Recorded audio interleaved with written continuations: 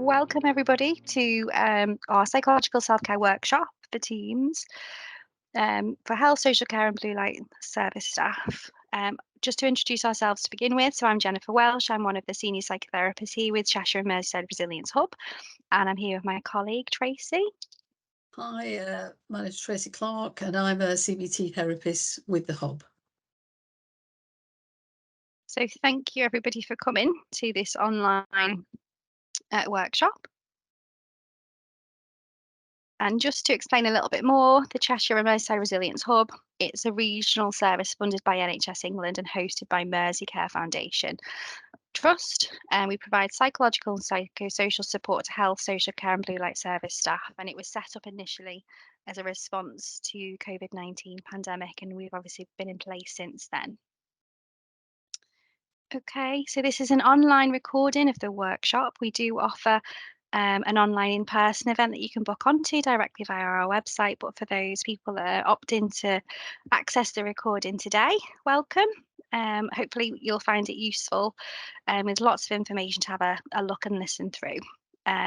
As there isn't anybody joining us to talk through examples with us because it's a recording, we will talk through things as we can. We can certainly gab away, can't we, Tracy? To discuss the slides, and preferably no background working if you can. Please take a little bit of time for yourself, because that's what it's all about. Okay, so the things that we're going to look at covering today is taking stock of the last few years and understanding the possible impact that this has had on your teams and on yourself. And we'll be looking at beginning to consider some strategies for developing and maintaining well-being in your team. We'll share what support the Hub offers that might be to your team as a whole or to individual members of your team. And we have a relaxation exercise at the end, which we hope that you enjoy. And there'll be details of how to get in touch for further support as well further on with the slides. Okay. So if we just gently move forward, and I'll pass you over to Tracy. Yeah, so we're going to start by just setting the scene and taking stock of what's been happening, I guess, during the last few years. So starting with the pandemic, but I guess also leading up to the pandemic, none of these things are new. I suppose what maybe the pandemic did, it concentrated lots of these things. So we're looking here at the mental load and just starting to take stock of the things that are perhaps affecting, the pressures that we're under psychologically. All of the things that maybe you can probably some people will identify with personally, but will also be aware. So things like the effects of childcare on people, on individuals, caring for other people, maybe bereavement over the last few years, the financial impact of COVID and beyond that. Changes in opportunities, which whilst were activated by restrictions, for lots of people, those restrictions and those like reduction in activities have continued for lots of people, and they found it difficult to resume the patterns of life that they had before. We're thinking of the changes in professional impacts, so the pace of life and often extra meetings that people have to attend, certainly high sickness rates. These are not new things that people are dealing with, but there's been an increase. This is, from our work with individuals in the Hub, we see the impact of these things on people, team members, and obviously teams. People working extra hours to try to cope and fill gaps. Lots of people dealing with role changes, not as comfortable or not as familiar with the role that they now have. People working from home, managing lots of things, the emotional traumas that people have dealt with, interpersonal things such as loss, loss of, in its widest sense, loss of social contact, ways life have changed really that might have caused us to feel more lonely or more bored with things, and loss of opportunities. And finally, the psychological impacts. Anxiety and worry, we've seen a definite increase in these types of problems. Exhaustion, people feeling maybe sort of just not motivated anymore, or low levels of compassion, sleep problems, And trauma responses, again, they're not unfamiliar things to the teams that we're kind of targeting, but maybe there's been more intensity and less support with these things. People experiencing things like waves of panic, so physical symptoms of anxiety. So overall, just thinking about the pressure on our mental load from all these different areas of our lives. Thanks, Jen. There you go. So so this slide is really to try to represent those things in a visual form that maybe can help in terms of understanding or making sense of what might be happening to people within teams. So here the little sort of grey taps represented by these mental load, these personal, professional, interpersonal and psychological stresses. And the bucket is, I guess, to represent our stress levels and the things that are going into that bucket. So normally we would have what's described here as a buffer zone. We wouldn't expect all of these areas of our lives to be problematic at the same time.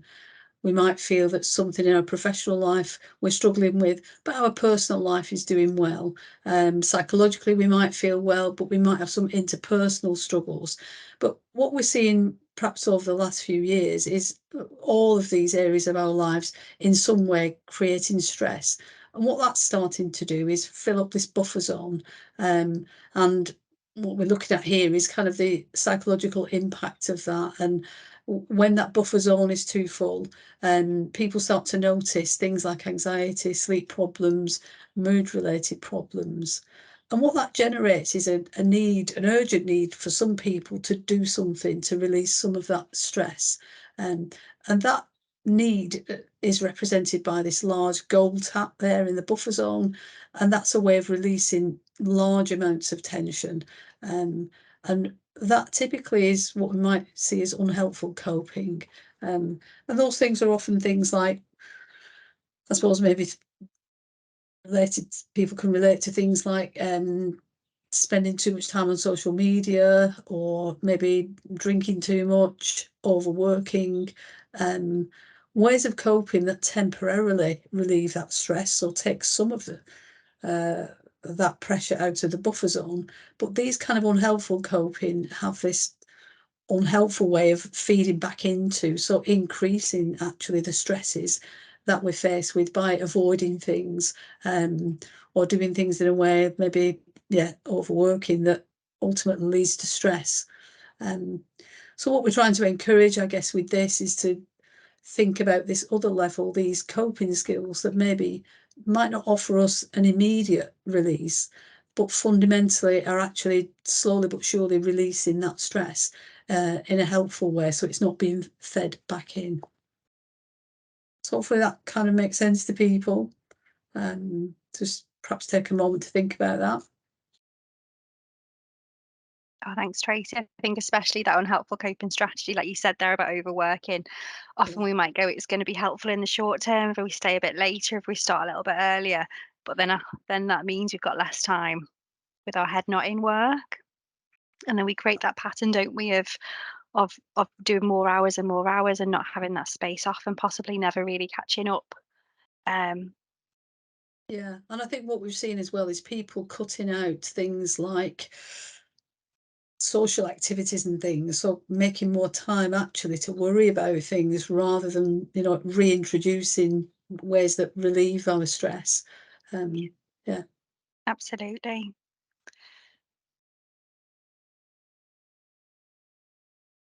So just kind of what, maybe take a moment to think what you personally, so within the team, obviously the team is comprised of individuals and there's a collective impact of these things within a team. And so maybe thinking for yourselves and what you might be doing perhaps more of that might be unhelpful, or doing less of the things that might have been helpful in the past, and just starting to consider that stress bucket for yourself. How full is it, and do you have a sufficient buffer for the mental load that you have, and importantly, I suppose, what's the impact on you? How is that stress affecting you? Is it affecting your sleep pattern? Is it affecting your social life? Are you perhaps more irritable? So just starting to consider, as we go through the presentation, how this might relate to you and your team.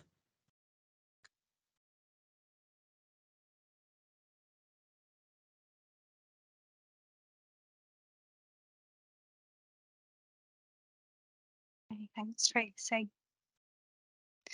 It's really interesting, isn't it, just to start to develop that bit of awareness of what are we doing more of or less of, how are things? And this next slide helps to build on that really with how does this show in your team? So how is that stress, those full stress buckets getting expressed in your team? What does that look like? And this slide will just sort of go through a little bit more of that. So, staff sickness possibly being greater than it has been, which means that we're having staff needing to cover other staff being ill. We've also noticed staff being pulled from different departments, being redeployed to different areas. Um, so that increase in that sense of stress and that sense of feeling out of staff's comfort zone, really. They may not be aware of um, where, if we think back to previous examples where people have said where they've been redeployed within a shift or they've been redeployed to another team for a length of time. And also when there's staff sickness, that often those remaining staff feel that extra pressure of having to remain well and having to remain in work and also having to cover the impact of other people being off. Irritability, so that's often that how these full stress buckets may be shown, may be shared within the team, and we may be less tolerant to each other, maybe less tolerant to the system that we're working at. Morale may be low. We may be more snappy with colleagues, or colleagues more snappy with us. And generally, that culture of maybe things feeling more agitated or more aggressive, possibly, or feeling a little bit more pressured and a bit more stressful than they have been. So then, in a sense, that would also lead to that poor communication, maybe. Um, we know with lots of changes with systems and how we've worked, where there was a lot of face-to-face things, a lot of systems and teams have moved online.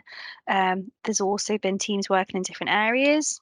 We've also had very kind of short notice changes for needing to do things. So communication has changed, but also there's possibly that sense of mind reading what colleagues are going through, or what possibly other teams are going through, or mind reading how we think other people are perceiving ourselves or perceiving our team. So those expectations that we have of ourselves or our colleagues or of our team can increase without us really knowing fully what's happening. And then if we think about service pressure, if we think about those targets, those waiting times, um, we've often heard that the pressures and stresses that were present before COVID and before the last couple of years, that it often hasn't felt for teams that they've got back to a settled place, that actually those targets and those pressures have increased. And that's important to be aware of, as well as we've heard from colleagues that sense of the media or the social media response um, to services and to the NHS, for example, or to different services. And that also will feed into how we feel we're doing in work, how the team is being in work. It's going to impact on those pressures that we're feeling. We spoke a little bit earlier about those role changes. So we do know of staff that have been moved to different teams, or we've actually done a lot more hybrid working. People have been asked to work from home, people have had been asked to shelter, and there's a lot of these systems that actually stayed in place. Whether that hybrid working is still in place, or people may not have gone back to work in the same way that we did a few years ago. Certainly for our team, it's very much a balance of remote and face-to-face therapy. Um, and also, if we think about those role changes, there's that loss of familiarity. Um, we've been pushed to be out of our comfort zone. Things have felt very uncertain, and things have been out of our control. There's been changes that have needed to happen that we've maybe not had the time or space to make sense of, because things happen so rapidly, especially when you think within COVID the last few years. Um, and that can lead to that sense of anxiety, uncertainty, because that will be fueled by all of these things. And these anxiety and uncertainty fuel each other. Um, So if we're unsure of what the future holds and how things will be, our anxiety is going to increase to match that. And essentially, we can feel less, sort of more isolated and more alone, feel less cohesion within the team or within the system or within the service that we work with. Um, so especially for managers, it can feel like we're kind of shouldering the weight of the stresses of the team. Um, you've also got the pressures, being managers or leaders that come from your managers and leaders, in terms of those extra pressures. Um, Also those pressures of things like the sickness, the service pressures, the role changes. Um, and also we've also noted from colleagues that sense of that ad hoc support that always used to be in place is there a lot less. There's been much more of a focus on the things that need to be done, and some things have had to be changed or altered when we think over the last couple of years. And actually, we might not have that connection in the same way as we had before. If we think about hybrid working, staff who might have been face to face for us to have contact with aren't. So it's a different way of communicating, that may not be our preferred way, but it may be something that we've had to adjust to.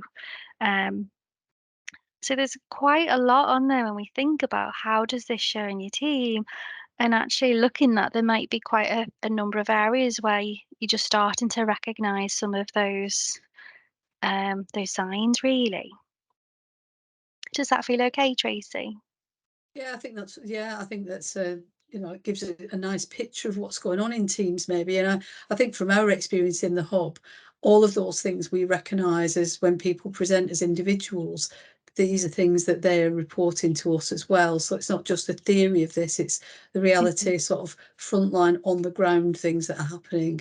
But we also Mm. see things, people are doing things to mitigate, people are starting to think about these challenges and what they can start to do. So it's already ideas are coming through, and also people recognizing what those obstacles might be. So I think there are some changes as well as some difficulties that people are facing.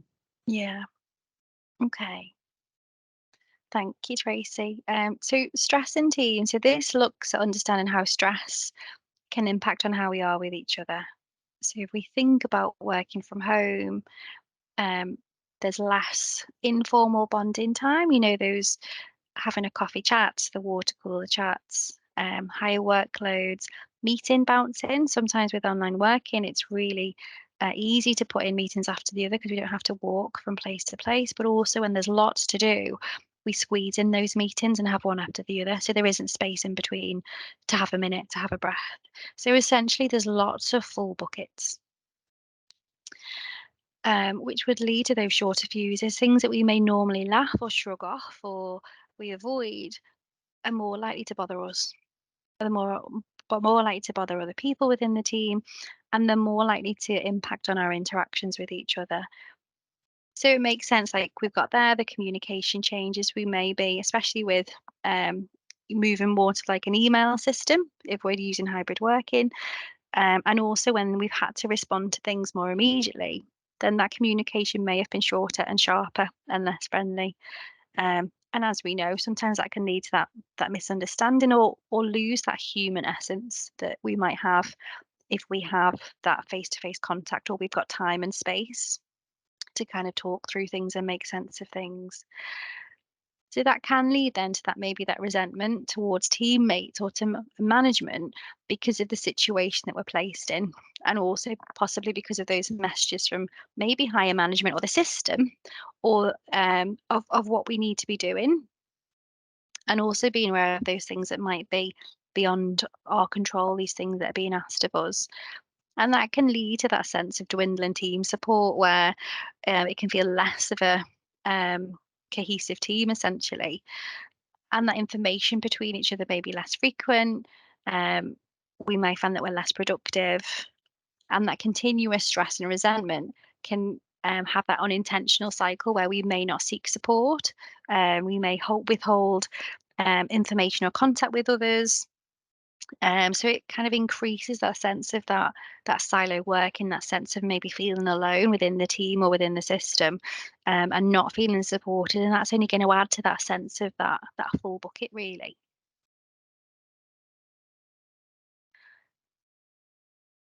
And when we're thinking about that, if we look at the triangle on the right to begin with, this is essentially where we want to be looking at that empowering environment within the workplace.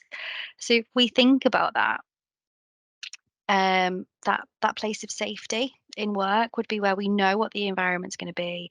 We know what's expected of us. We know our duties. We know who's going to be there and who's there for support, who's there for us to link with, um, who are the people that are going to be in and on shift, for example.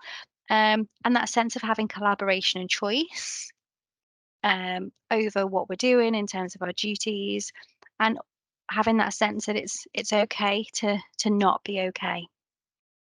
This moves us away from the left-hand triangle, which is essentially the toxic trio, which looks at, if we think about all of those stress buckets and all of those things that we've mentioned before, is that we can have that sense of not feeling psychologically safe, feeling powerless within our duties and within our workplace. And what that can lead to is that sense that it's me. Is it me that's not coping? Is it me that's done something? Is it us and is it our team? And actually, we kind of internalize and personalize as part of that cycle, really. And that can be really distressing because we're kind of taking ownership things for things, or blaming ourselves for things that actually aren't ours, to be responsible for. And also, what we often hear is that people can say that there's something wrong with me, that I'm not able to manage this. And so when we think about that right-hand side and understand that it's okay to not be okay, is that actually all of these extra mental loads are going to have an impact. And that's important to recognize, that actually it's kind of validating that sense that there's going to be impact of these pressures, and it's okay to not be okay. And recognizing um, the impact of, like, essentially the last couple of years, in all of those different areas that Tracy spoke about to begin with, and understanding those stress buckets being really, really full, that this is what is really important, so to kind of make sense of it, really. Does that feel okay, Tracy? Have I missed anything? No, I think that's right. It's about trying to use this workshop really to begin to make sense of these things and separate out rather than everything merging into one big overwhelming thing. If we can break it down, we can see where we can intervene and maybe where the problems are within our team, and looking at these key components of this kind of toxic trio that, we can maybe think what the elements are in our team. So, yeah.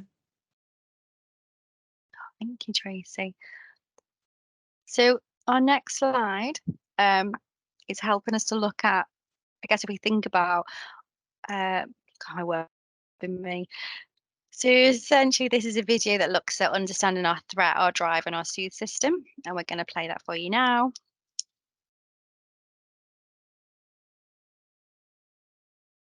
This video will tell you a bit about difficult feelings and how we can better understand and manage them.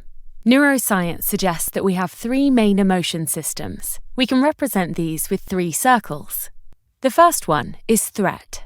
This is like our brain's alarm system. It alerts us when we're in danger. So when you feel a surge of fear, when you see a lorry veering down the road at you, or you feel angry if someone's treated you unfairly, or when you feel disgust when you notice the apple you're about to bite into is rotten, that's your threat system working. It operates on a better safe than sorry principle. From your threat system's perspective, it's doing its job if it alerts you to a danger 10 times, but on only one occasion was there real threat. If we think about the world our ancestors evolved in, the ones that hesitated just a moment to see if that lion really was about to eat them probably wouldn't have made it.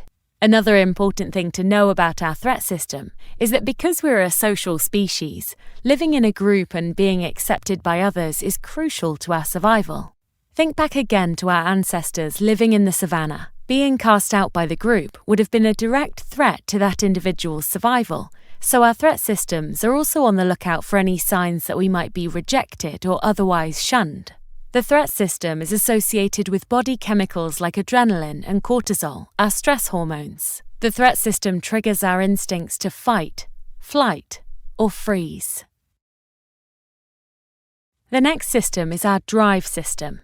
This is our get-up-and-go, pleasure-based system that gives us a sense of reward and excitement when we do something fun or achieve an important goal. Often people's drive system is activated by things like enjoying work, doing sports, engaging in hobbies, going to the theatre or cinema, or going to parties with friends. The drive system is associated with dopamine, our natural reward hormone. The final system is the soothe system. This is also a pleasure-based system, but is more focused on a feeling of slowing down, contentment, feeling safe, and social connectedness. This system is highly associated with being around others that we love and trust, but also anything that can help our minds slow down, such as yoga, physical touch like hugs or massages, taking a bath, meditation, and being around pets. The soothe system is associated with oxytocin, which is the hormone of positive feelings like love and bonding. It's also associated with being better able to problem solve and make decisions. Now, you might have guessed that the threat system is very good at being activated all by itself and will quite happily alert us to any possible threats that may or may not actually harm us. The drive and soothe systems, however, need to be tended and nurtured, a bit like a garden. We have to put some effort into their upkeep, and the three systems overall work best when they're balanced. This is because the two pleasure systems, especially soothe, can work to calm down feelings of threat. We can imagine that the threat system is like a bike speeding down a hill, and the soothe system is the brake. Psychologically, the soothe system acts like a brake on threat. Now, what about everything we've been going through over the past year? Well, our threat systems are unsurprisingly feeling rather overactivated. As well as this, drive and soothe have been restricted for the last year. The things we do for pleasure, like going to the gym, out for dinner, or just out at all, have been off limits. We may not have as much time or the headspace to be doing things for fun as we juggle working from a home with children in it or extra long shifts with increasingly overwhelming demands. Likewise, our easiest way of activating soothe, physical proximity with others, may remain restricted at times. And it may feel frivolous to take time for yourself by doing something calming, like taking a bath. This leaves our systems in a rather dire situation. What can we do about this? Acknowledge feelings of threat, but try not to let them run the show. They are real feelings and they're telling us something important. It's okay to feel upset, frightened, angry and tearful, but do try to notice where your threat mind is taking you. Are you getting caught up and lots of worries about the future or regrets about the past? This is probably less helpful to what you may need to do in the present moment. One trick is to thank your threat system for its help. Thank you, threat mind, for pointing this out to me, but now I'm going to turn your volume down. Bring yourself back into the present moment using a grounding technique, such as connecting with your senses. What are 3 things you can see, hear, or touch right now? Notice how your body feels in this moment, with your feet firmly on the floor and your back in an upright position. Remember that the soothe system acts as a brake on threat. It's not just something lovely to do when you have the time. Although this might feel insignificant, the power of the breath in regulating our systems is really incredible. The trick is to breathe rhythmically. Counting can be helpful, so for example, 1, 2, 3, 4 on the in-breath, and 1, 2, 3, 4, 5, 6 on the out-breath, with a little pause at the end. Everyone has a different rhythm and rate that feels soothing for them, so experiment during a calm moment for practice to find out what works for you. 2 minutes of rhythmic breathing can do wonders for calming your body and brain and will allow you to think more clearly in that moment. What's important to remember is that while soothe regulates threat, it does not make threat go away, but it does allow you to get into the mindset where you can do better problem solving to help you manage those threat feelings in the moment. We may need to distance ourselves from others, but that's only physically. Let's find ways to socially connect, even while keeping ourselves safe. Find ways of staying emotionally connected with friends and family, or reconnecting safely if we've had a period of having to stay apart. Explore ways you can have fun and feel a sense of achievement. Are there games you haven't played in a long time, or a hobby that you've been neglecting? Getting outdoors regularly is so useful, whatever the weather. Our bodies store those feelings of threat, so releasing them through exercise is really important, as is generally looking after our bodies by eating regularly and sleeping enough too. Our brains do a huge amount of emotional processing at night, so the best gift you can give yourself is enough sleep, at least 7 to 8 hours. We hope this video has given you some understanding of why our emotions might be a little deregulated after this past year, as well as some thoughts for rebalancing this. Your emotional well-being is important, so please look after yourself. Yeah, so that's a kind of an interesting video, and I hope again it's contributing to helping to understand what might be happening for you as individuals, but also how that's being translated into teams. This slide is again to continue that theme and to develop that understanding. So this is like the ideal, if you like, how teams cope with change and the processes that teams will naturally go through involve conflict, an adjustment, a kind of coming together of people that are not comfortable with each other. And I'm sure we can all think of times where somebody's come into a group that we're part of and that person instantly feels like they're not fitted in. But over time, as we begin to build an understanding of each other, we do start to adjust and fit in. So this is, what we do in smaller groups, but also in larger teams. And these are described here as this forming stage. So when the team is a group of individuals, not really clear what we're doing or what the team purpose is, or indeed what our individual role might be. And this leads to, I guess, a dip in performance or some tensions, the thing that's called the storming stage, where conflict arises, people try and find where they fit in, get to know people, personalities maybe, adjust into those personalities and individuals. And this then, in this kind of ideal situation, takes us into this stage of norming, where we get a level of consensus. People start to agree with each other, they know where they fit in, and they know what the team is trying to achieve. And here it's really highlighted that how important the role of the team leader or the manager is in trying to manage how people fit together and how the kind of maybe the difficulties and tensions with individuals can be blended so that people can see, you get on better with this person, you could fit in here. So really, the way a leader blends and manages this phase of development of a team is essential.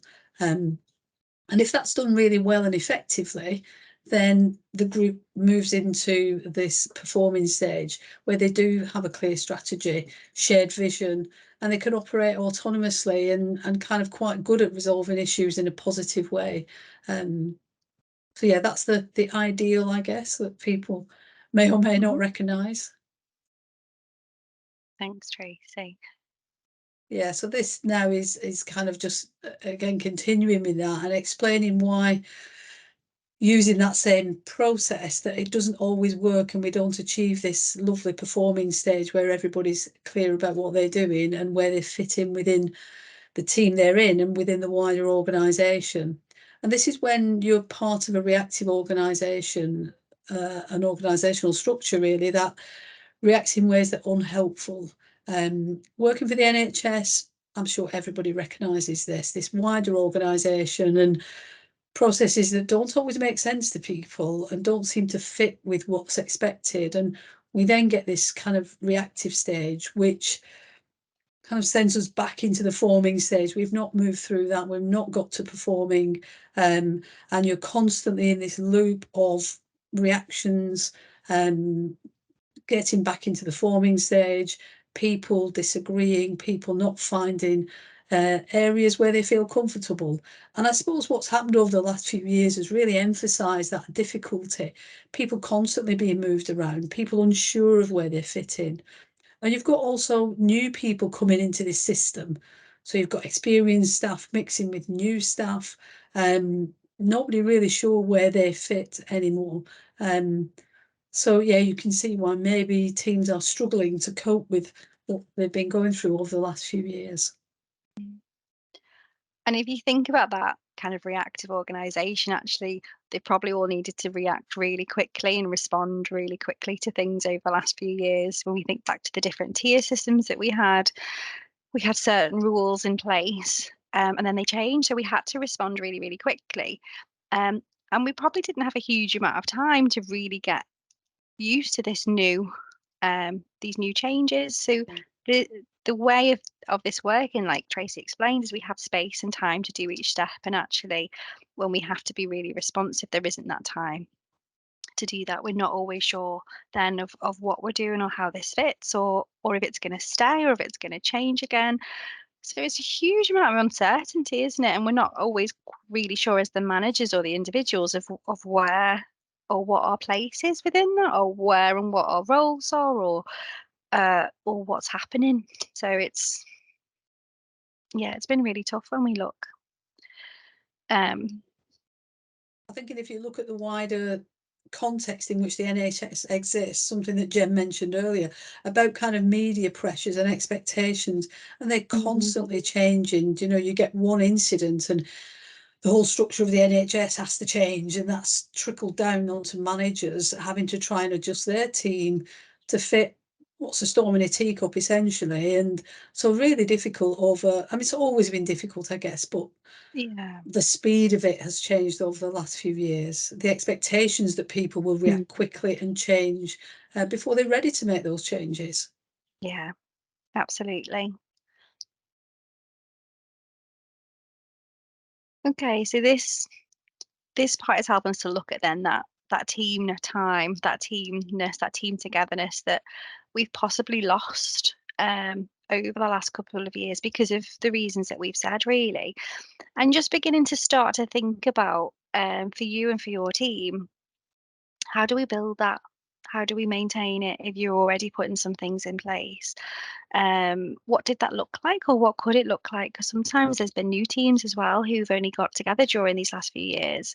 So thinking about things like that regular time together that's not just operational stuff, that time to be human with each other, to have that informal bonding, that getting to know each other and getting to know each other on a human level, on a person level, and not just because of the job role that we're doing or because we need that person to help us with a task that's work related.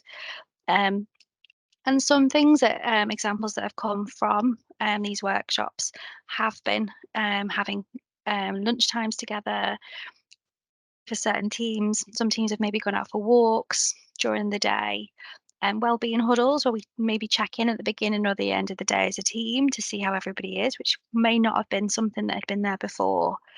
And things like buddy systems to support each other throughout the day, or have somebody to have that check-in throughout the day that we may not have needed before if we'd had lots of informal time for that. But actually, it's about these systems that maybe are really useful to have in place now, or some teams we spoke to have kind of recognised that actually we need to really focus on that team time, because some of that has been lost in the last few years because we've been very much pulled to the task at hand, the pressures and the demands that are placed on us.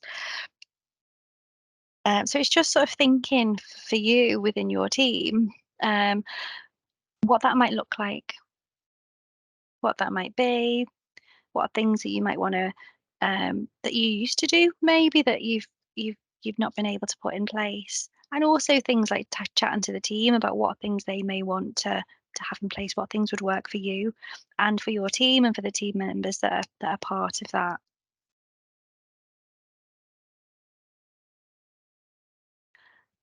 And this is a nice resource to talk through. So we send handouts, or we have handouts that we usually send out after the workshops. and the 20-minute care space. There's a link to that on our handouts. And the idea of a 20-minute care space is that it is usually facilitated by a mental health professional to guide through the process. So it's having a space where two people together can kind of work through and talk to each other. So working in pairs, what's going well, what's going on for you at the moment, hearing and listening what's being shared, thinking about methods for self-care and grounding at the end of that. Um, so the whole idea of the 20-minute care space is with that mental health practitioner to help support it, but also it's thinking of possibly any smaller times of where is that care space for your team? Is there that space to check in on how are you doing as a person within that team? Uh, Rather than often when we meet, it's for work related stuff, isn't it? For the tasks that we need to do and the things that have to be done, but we don't always maybe check in on how we doing, what's going well, how are we managing today? Do we share what's going on for us at the moment in terms of our workload or in terms of how we're doing? Do we have that space to stop and listen for the team to have that safe space where we're able to share and to be heard? Um, is there that space to think about what will be helpful for our team? Is there any team self-care ideas that we can do to support each other? Um, and is there anything that we do so that when we're going into the workplace, we're able to kind of stop and ground and be in the now? Is there a space where we're able to go and get a drink? Are we able to have a space to pause? Is there a place that we're able to kind of go to in work if we need 5 minutes? And again, some teams have fed back about creating a space for staff to have a place where they're able to go to if they need a couple of minutes, away from maybe the ward or away from the office floor, if you like.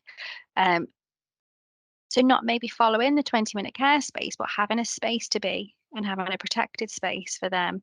And that's kind of one example that's come up recently, hasn't it, Tracy, about having that space. Yeah, I think, as Jen says, people can be creative and think about their individual teams. What might suit one team won't suit another, but it's still, in principle, having an intention to try to improve how teams communicate and how they get to know each other again.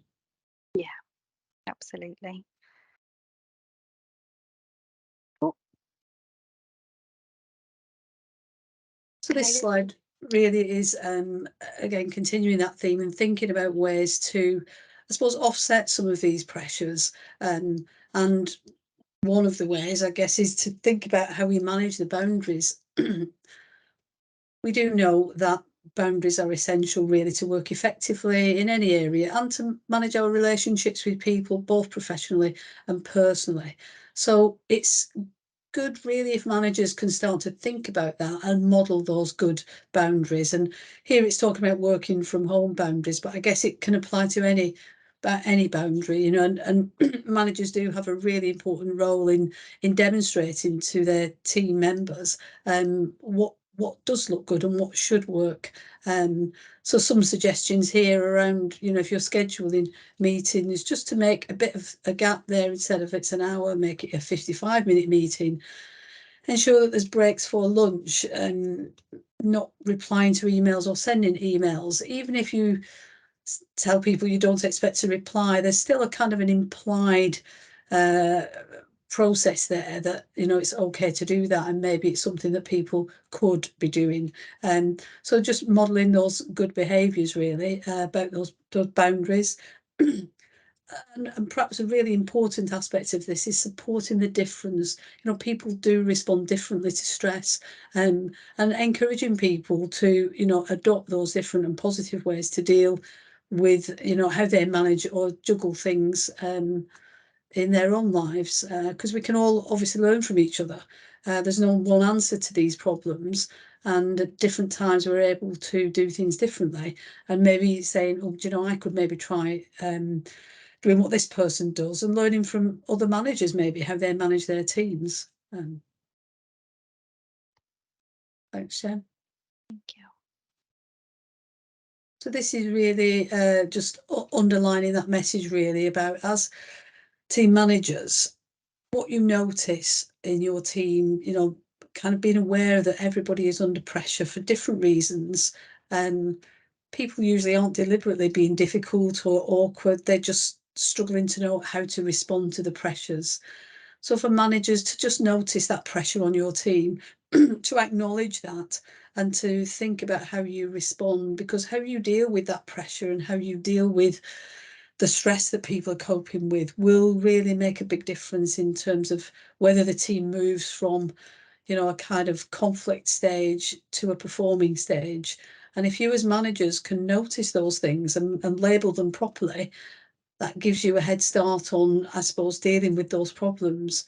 Just noticing the shorter fuses that Jen mentioned earlier in that model, how people communicate differently.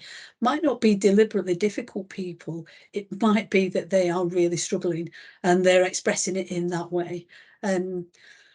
Offering people kind of ways of releasing some of that tension by soothing techniques, as mentioned in the video, thinking about ways to activate that soothe system to counteract some of the stress and some of the reactive problems that people are dealing with. And I guess it's just about being human with each other, just recognizing we're all struggling with things, even though we might be dealing with them differently. So yeah, this is just to, I guess, again, thinking about noticing that you also as managers need to care for yourselves if you're going to care for other people. There's no point coming from a position where you're in a state of reactivity and you're managing things and you're overwhelmed. So you need to think about your own self-care. So alongside of this workshop, we have other workshops. So there is the psychological self-care for staff, sort of as individual managers, maybe thinking about your own well-being. There's also burnout workshop that is back online now. I think we'll be that'll be recorded soon, I think, and be available. And contain the containers. So thinking about how managers look after themselves. Thanks, Tracey. Thanks, Jen. Okay, so this just brings us on to that sense of maintaining that team well-being. So being aware that most teams will face challenges that can drain resources, that do affect performance and diminish team cohesiveness and team members' well-being. And that's important to kind of recognize that. So most teams will face challenges that drain resources. So you're not on your own. It's not unusual. There's going to be an impact of these challenges, and some of these impacts are those that we spoke about. But also recognizing that these challenges can cause even the most resilient teams to struggle is also important to hear. And in those challenging environments, recognizing that the things we're finding difficult might be a symptom of our team's stress can be a helpful way to see it. And accepting struggles and supporting one another through it can make a big difference. And this can then help increase team resilience. So just to pause for a moment to have a think about those things, to maybe read back through them and just allow them to kind of sit and settle.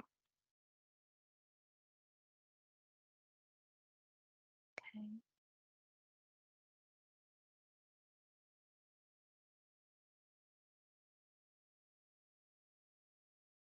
So if we just look at those well-being strategies, a summary of the things that we've spoke about today, we've looked at understanding, kind of normalizing and decatastrophizing the impact of change, of those reactive responses to change. Considering and starting to think about that space for teamness, that space for building team cohesion, and if there's any space for pauses, where's that care space? Where's those moments to pause or to be within the team? We thought a little bit about managing boundaries, that modelling that Tracey spoke about, and kind of modelling those boundaries for ourselves and for others in work, and also important within home and also within our interactions with one another. And as managers, being able to notice and acknowledge what we're seeing within the team and also within ourselves, and then also thinking about that response to that. How are we responding? once we've noticed and seen these things. And importantly, where's that self-care for ourselves as managers, for our team, and for individuals within our teams, but being aware, like Tracy said, of the differences within our team, and that there's no one size fits all or one approach that's going to suit everybody. And just thinking about some examples for your team. So we spoke a few examples, haven't we, of maybe teams kind of having regular walks. I know of some teams that have maybe started doing some team social activities to try and get the team to know one another and to have some space outside of work.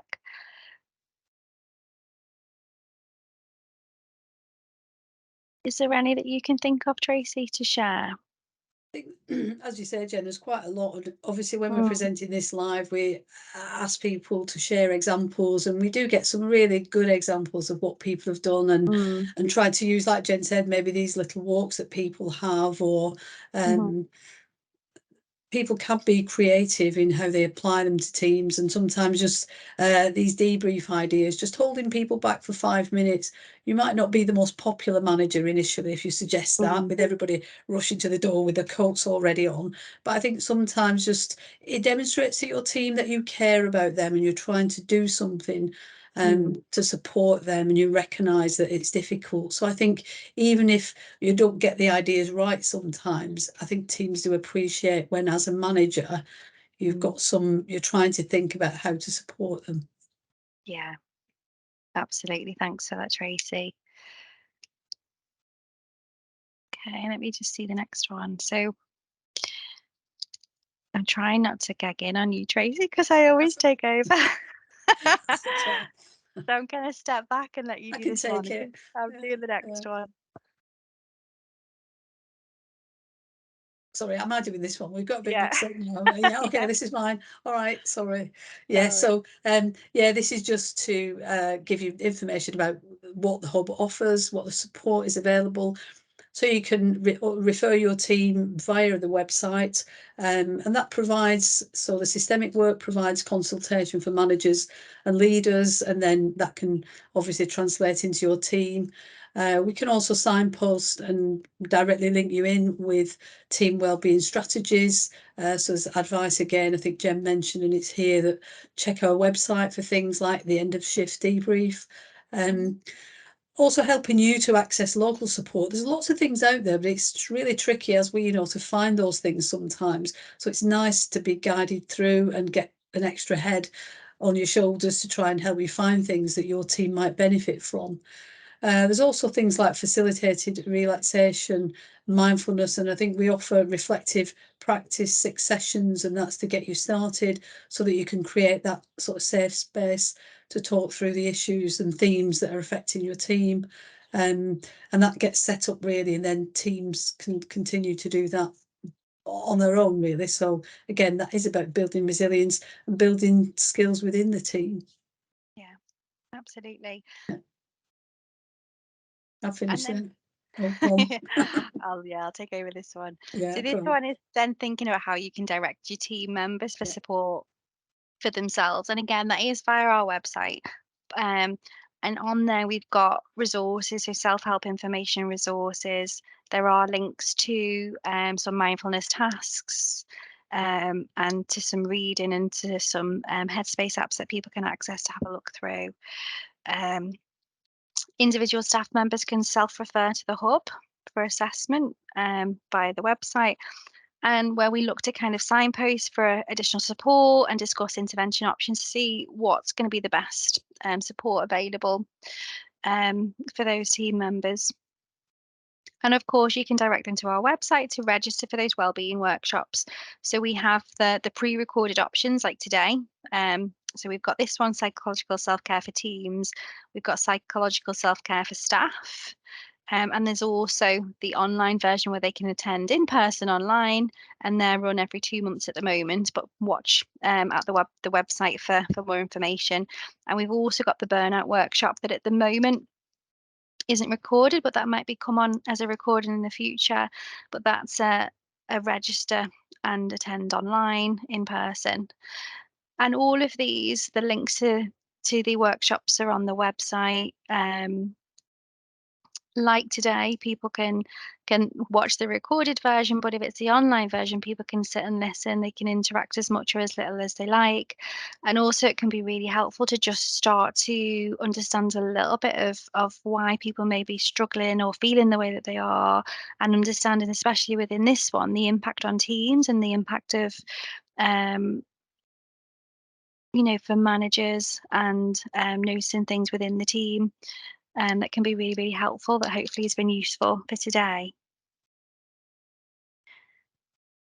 And we mentioned a final bit of relaxation practice. So the next thing we're going to do is just press play and show you this this relaxation task. If it's comfortable for you, let's begin by taking a gentle deep breath in through the nose and out through the mouth. And with that exhalation, adopting a comfortable posture of awareness, returning the breath to its natural rhythm, and allowing your attention to gently drop into this present moment. And without turning or looking around, just lightly bringing into your awareness all that's in your surrounding space.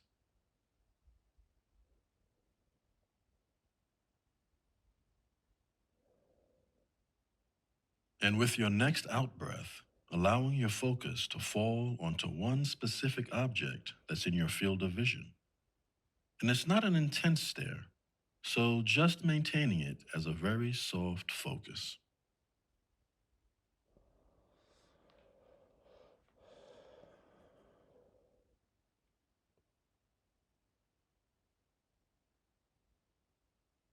And this is a gentle practice, so if at any point the eyes become fatigued, allowing yourself to gently close them for a moment or two, and then reopening them, nice and easy.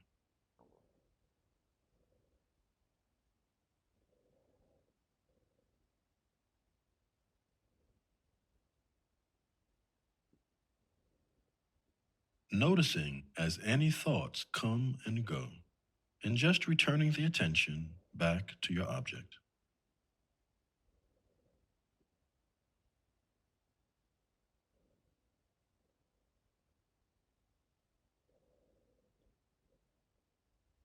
And now letting the focus zoom back out again, being aware of your surroundings, perhaps blinking a few times, allowing this cultivated focus to follow you into your next activity.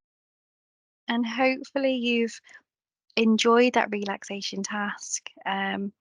It's a really nice one to try. We have a handout with the link to access the mindfulness task, and there are links to them on our website, and it can be a really nice one by giving it a go yourselves, to then be able to share it with others and with your team as needed. So just to say thank you for your attendance online today. We hope that you found this recording useful. We really welcome your feedback in terms of how you found this workshop, but also in terms of future workshops or future things that would be useful for us to develop within the hub. And we've got a nice feedback form there that we really appreciate. We do take it on board, and we're always looking at trying to develop things for, to meet what you might want or what you might need. We've mentioned our website a couple of times throughout the presentation, and our website is there. That's the details for the Cheshire and Merseyside Resilience Hub. So you have that to have a look through to see which useful bits of our website would be useful for yourselves as managers or for your team, and where you're able to have a look through and kind of direct sort of staff members or individuals to them as well. Yeah, so just kind of following on from Jen, to thank you for joining the workshop today. Recorded versions, it's a new idea, so feedback is important if we're going to develop these things. So really appreciate if you've got any comments or anything you think would make this experience more useful, more interesting, or better for you. Okay, thank you. That's great. So thank you very much, and we'll say goodbye. Okay.